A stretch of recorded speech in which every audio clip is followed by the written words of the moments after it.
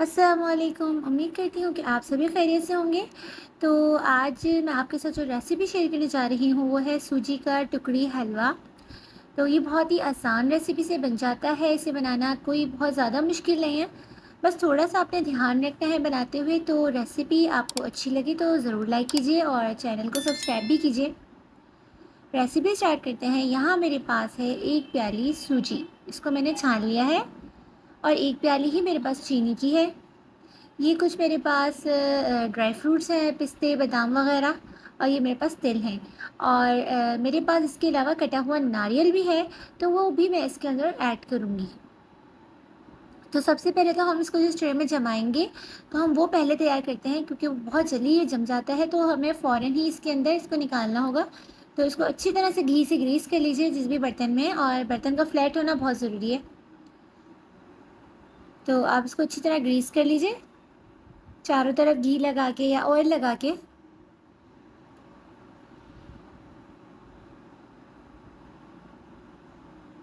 तो ये हो गया है अच्छे से ग्रीस। अब मैं इसके ऊपर कुछ ड्राई फ्रूट्स जो मेरे पास है वो मैं नीचे इसके डाल दूँगी।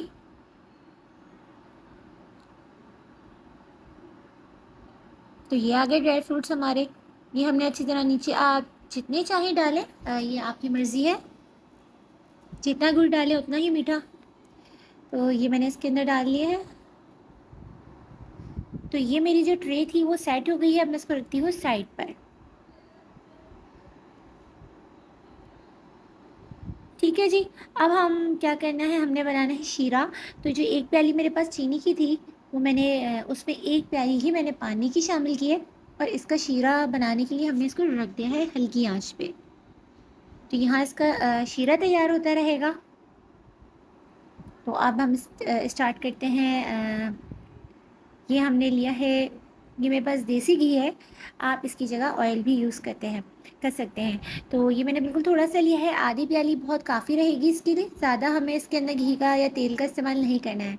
इसमें मैंने 3 से 4 इलायचियाँ डाली हैं, और ये इलायची मैं बाद में अलग कर लूँगी। आप इलायची पाउडर भी डाल सकते हैं। तो अब ये इसमें गई है सूजी।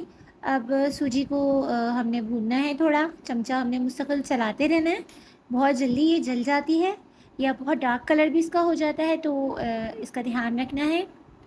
आँच जो है हमने धीमी आँच पे इसको रखना है, लो फ्लेम पे, तेज़ चूल्हा नहीं करना वरना ये बहुत जल्दी जल जाएगा।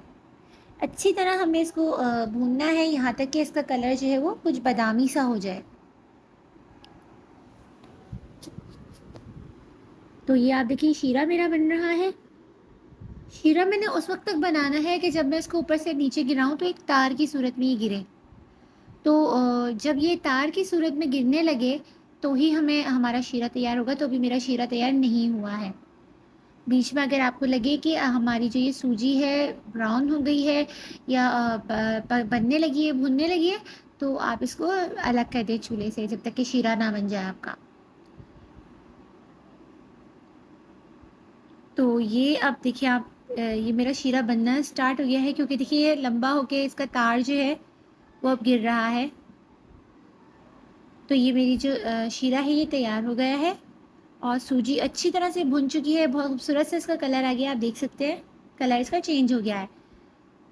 तो अब मैं इसमें शामिल कर दूंगी शीरा। बस हमने इसको तेज़ी से चमचा चलाते रहना है, इस तरह से। और इसको हमने इस वक्त तक चमचा चलाना है कि ये सिमट कर एक जगह पर आना शुरू हो जाए। असल काम ही इसका ये है कि आप को रुकना नहीं है।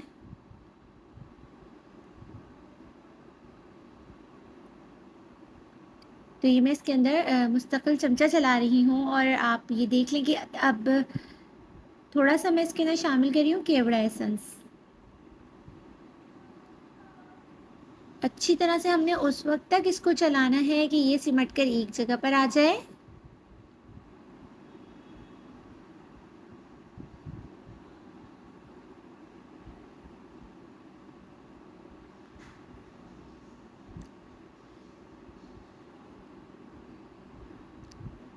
तो अब ये अब पैन से अलग अलग होने लगा है। ये सिमटता जा रहा है, ये देख सकते हैं आप, ये अलग हो रहा है पैन से, और ये हार्ड होना शुरू हो गया है अब। तो मुझे इसको चमचा चलाने में थोड़ी-सी दिक्कत पेश आ रही है क्योंकि अब ये हार्ड होना शुरू हो गया है।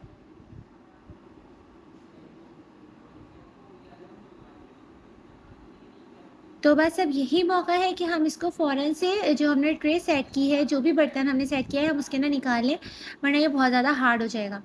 तो इसको आपने थोड़ा-सा सेट करना होगा। ये इसको आपने किसी चपटे से चमचे की मदद से आपने इसको इस तरह सेट कर लेना है और जल्दी-जल्दी करना है, वरना ये बहुत जल्दी जम जाता है। तो ये मैंने इसको अच्छी तरह से सेट कर लिया।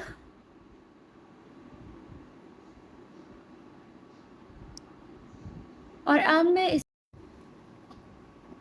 इसके ऊपर सारे ड्राई फ्रूट अपने जो भी थे इसके ऊपर हम डाल लेंगे इस तरह से। जितने चाहें आप इसके ऊपर ड्राई फ्रूट डाल सकते हैं। और हाथ की मदद से इसको थोड़ा-सा हम प्रेस कर देंगे। और हाथ ही हम इसके ऊपर छुरी की मदद से इस तरह से निशान लगा लेंगे। आप इसको स्क्वायर शेप में भी निकाल सकते हैं। मैंने इसकी इस तरह से इसके शेप बनाए हैं, त्रिकोण शेप मैंने इसके बनाए हैं। तो निशान इसलिए हम लगा रहे हैं क्योंकि ये हार्ड हो जाएगा तो फिर इसके ऊपर निशान लगाना मुश्किल हो जाएगा।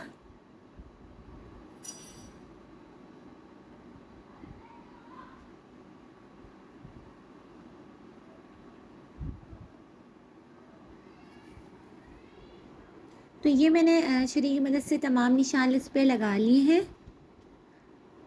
और अब मैं इसको 2 से 3 घंटे के लिए रख दूँगी जमाने के लिए। तो ये 2 से 3 घंटे हो गए हैं। आप इसको पूरी रात के लिए भी रख सकते हैं या ज़्यादा देर के लिए भी जमा सकते हैं। ये जल्दी मेरा जम गया है। वैसे इसको 2 से 3 घंटे ही लगते हैं जमने में। तो ये बहुत अच्छे से जम गया है और बहुत ही ज़बरदस्त ये बना है। आप इसको ज़रूर ट्राई कीजिएगा और आपको रेसिपी कैसी लगी मुझे कमेंट सेक्शन में आके ज़रूर बताइएगा। इसको किसी भी एयर टाइट कंटेनर में हम काफ़ी अर्से तक इसको रख सकते हैं फ्रिज में, ये ख़राब नहीं होता।